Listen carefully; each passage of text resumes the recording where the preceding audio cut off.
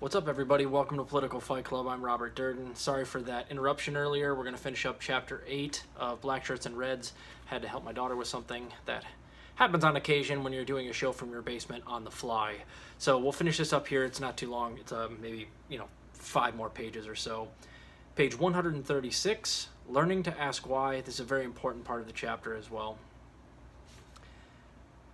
When we think without Marxist perspective, that is, without considering class interests and class power, we seldom ask why certain things happen.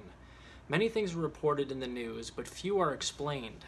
Little is said about how the social order is organized and whose interests prevail. Devoid of a framework that explains why things happen, we are left to see the world as do mainstream media pundits, as a flow of events, a scatter of particular developments and personalities unrelated to a larger set of social relations, propelled by happenstance, circumstance, confused intentions, and individual ambition, never by powerful class interests, and yet producing effects that serve such interests with impressive regularity. Thus we fail to associate social problems with the socio-economic forces that create them, and we learn to truncate our own critical thinking.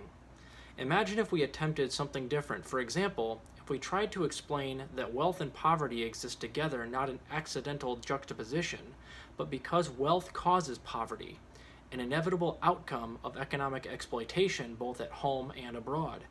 How could such an analysis gain any exposure in capitalist media or in mainstream political life? Suppose we started with a particular story about how child labor in Indonesia is contracted by multinational corporations at near starvation level wages. This information probably would not be carried in right-wing publications, but in 1996 it did appear, after decades of effort from some activists, in the centrist mainstream press. What if we then crossed a line and said that these exploitative employer-employee relations were backed by the full might of the Indonesian military government? Fewer media would carry this story, but it still might get mentioned on the inside page of the New York Times or Washington Post. Not today it wouldn't. Back in '97 when the book came out, possibly. Then suppose we crossed another line and said that these repressive arrangements would not prevail were it not for generous military aid from the U.S., and that for almost 30 years the homicidal Indonesian military has been financed, armed, and advised and trained by the U.S. national security state. Such a story would be even more unlikely to appear in the liberal press, but it is still issue-specific and safely without an overall class analysis, so it might well make its way into left-liberal opinion publications like The Nation and The Progressive. Now suppose we pointed out that the conditions found in Indonesia, the heartless economic exploitation, brutal military repression, and lavish U.S. support, exist in scores of other countries. Suppose then we cross that most serious line of all, and instead of just deploring this fact, we also asked why successive U.S. administrations would involve themselves in such unsavory pursuits throughout the world.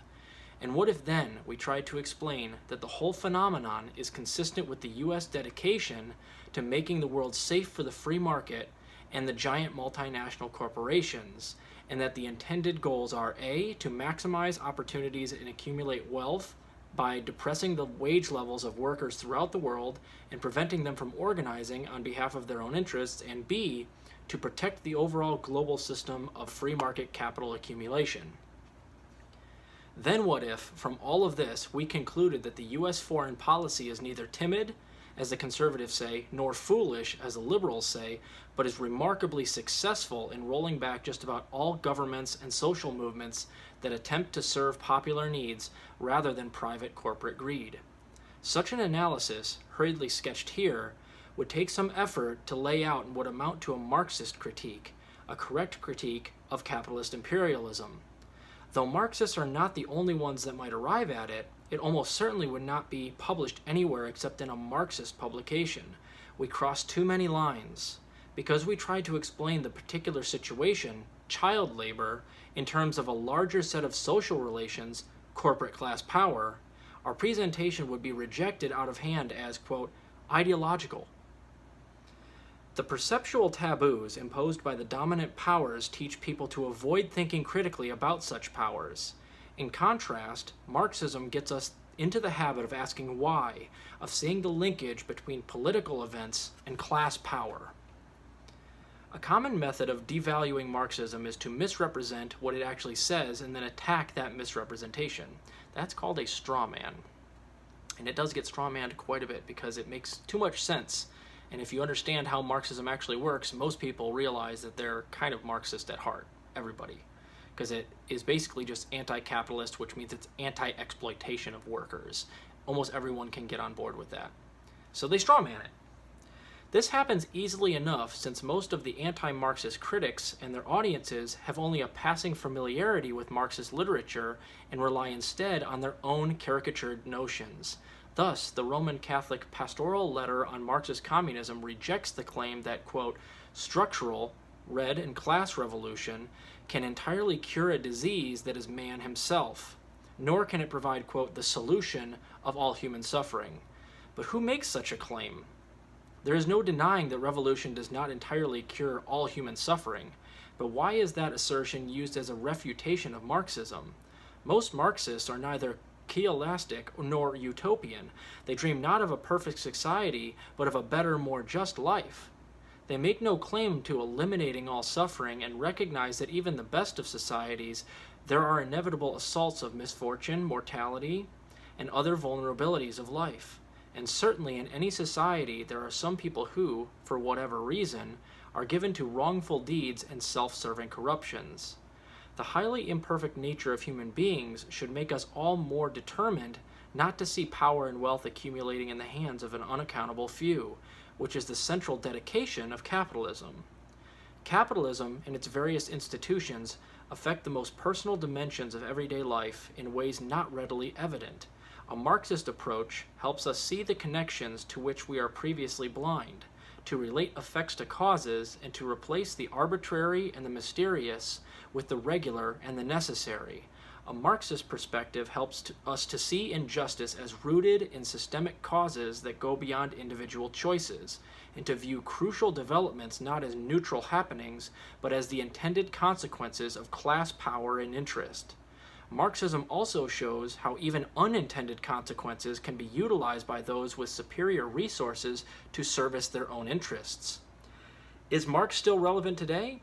Only if you want to know why the media distort the news in a mostly mainstream direction, why more and more people at home and abroad face economic adversity while money continues to accumulate in the hands of the relatively few, why there is so much private wealth and public poverty in this country and elsewhere, why U.S. forces find it necessary to intervene in so many regions of the world, why a rich and productive economy offers chronic recessions, underemployment, and neglect of social needs, and why many political office holders are unwilling or unable to serve the public interest.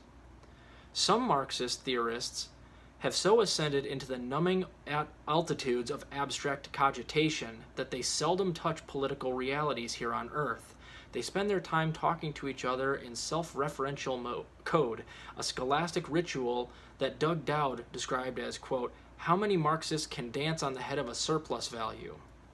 Fortunately, there are others who not only tell us about Marxist the theory, but demonstrate its utility by applying it to political actualities. They know how to draw connections between immediate experience and the larger structural forces that shape that experience. They cross the forbidden line and talk about class power. That is why, for all the misrepresentation and suppression, Marxist scholarship survives. While not having all the answers, it does have a superior explanatory power, telling us something about reality that bourgeois scholarship refuses to do. Marxism offers the kind of subversive truths that cause fear and trembling among the high and the mighty, those who live atop a mountain of lies. So that's the end of Chapter 8. Again, sorry for the interruption. We'll do Chapter 9 possibly tomorrow in 2 or 3 episodes, and that is called Anything But Class, Avoiding the C Word. Talk to you guys later.